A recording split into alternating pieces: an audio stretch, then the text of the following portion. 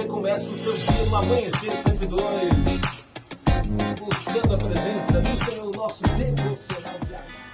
Nossa reflexão está no livro de Juízes, capítulo 6. Nós vemos aqui a história da servidão sobre o comando dos midianitas. Um povo que já foi livre e que ficou escravo, subjugado. Israel não tinha direito, não tinha liberdade.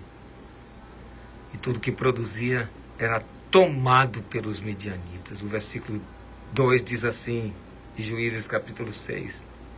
E prevalecendo a mão dos midianitas sobre Israel, fizeram os filhos de Israel para si, por causa dos midianitas, as covas que estão nos montes, e as cavernas e as fortificações.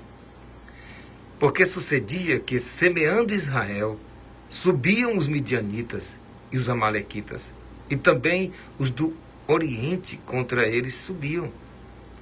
E punham-se contra eles no campo, e destruíam a novidade da terra, até chegarem a Gaza, e não deixavam mantimento em Israel, nem ovelhas, nem bois, nem jumentos. O versículo 6 diz assim: e assim Israel empobreceu muito pela presença dos midianitas. Então os filhos de Israel clamaram ao Senhor. Queridos, um povo rico vivendo como pobre. Existem algumas nações em que o povo está assim, subjugado, humilhado. Um povo está sob opressão de regimes ditatoriais, de pessoas que oprimem e roubam a liberdade da nação. Nações ricas vivendo na pobreza e na miséria. E assim estava Israel. Eles plantavam, mas eles não podiam colher, eles até colhiam.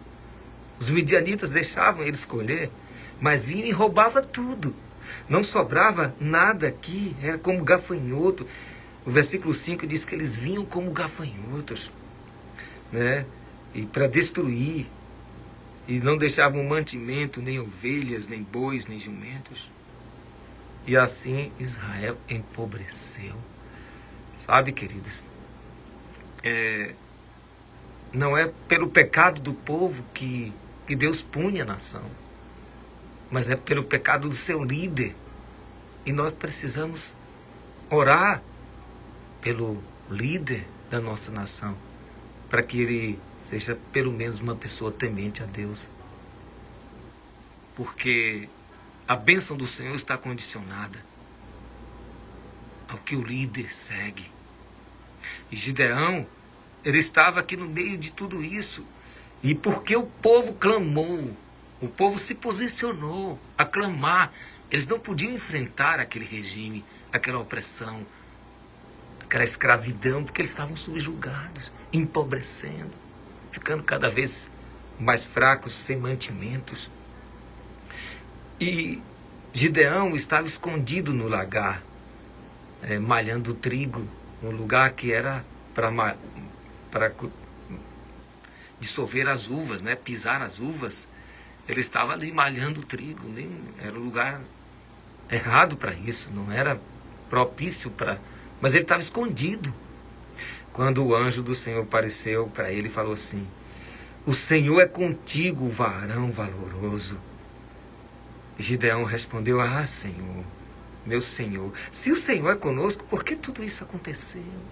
Por que a gente está debaixo de opressão? O que aconteceu das tuas maravilhas que fizeste aos nossos pais? E Gideão começou a argumentar. Então o Senhor olhou para ele e disse: vai nessa tua força e livrarás a Israel das mãos dos midianitas. Porventura não te enviei eu? Olha só, queridos. Gideão estava se vendo tão pequeno, tão pobre, tão incapaz, tão impotente diante daquele regime opressor que estava oprimindo e empobrecendo o povo de Israel. Tanto é que ele estava escondido malhando trigo para poder comer. Porque senão os midianitas vinham e roubavam e faltava comida e eles ficavam mais fracos ainda. Mas nesse momento que ele estava se sentindo tão inseguro, tão fraco, tão incapaz, porque o anjo disse: o Senhor é contigo, varão valoroso. Vai nessa tua força e livrará Israel. Porventura não te enviei eu?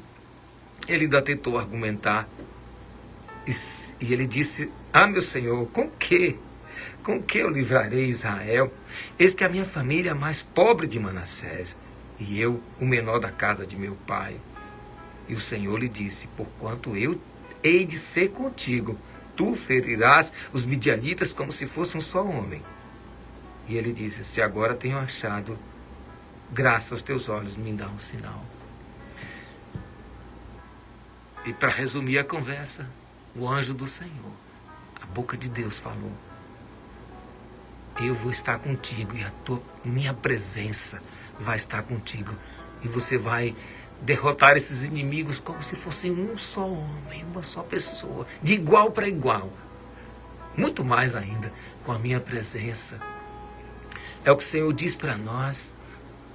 Eu sei que existem muitas coisas que a gente não tem como lutar, coisas ocultas que se levantam, armadilhas, armações para governar sobre nossas vidas, o inimigo se levantando.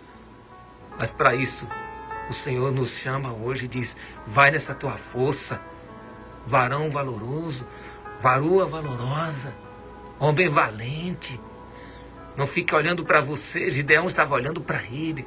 Eu sou pequeno, minha família é mais pobre. Não veja assim.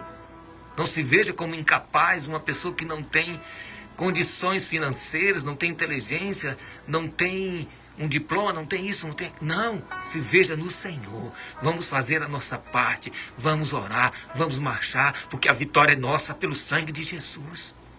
O Senhor não vai permitir que nós sejamos subjugados pelo inimigo. Se você crê, ore pela sua família, ore pela sua casa e se levante.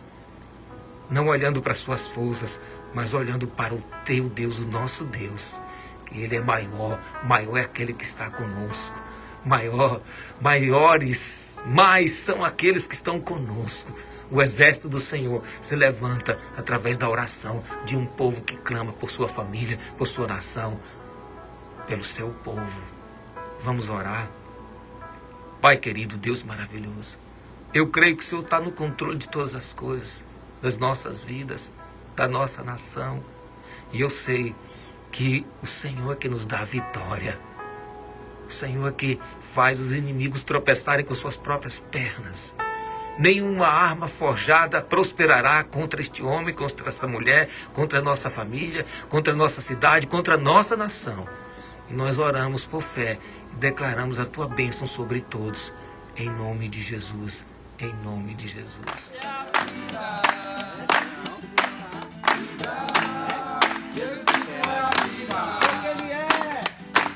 Vida.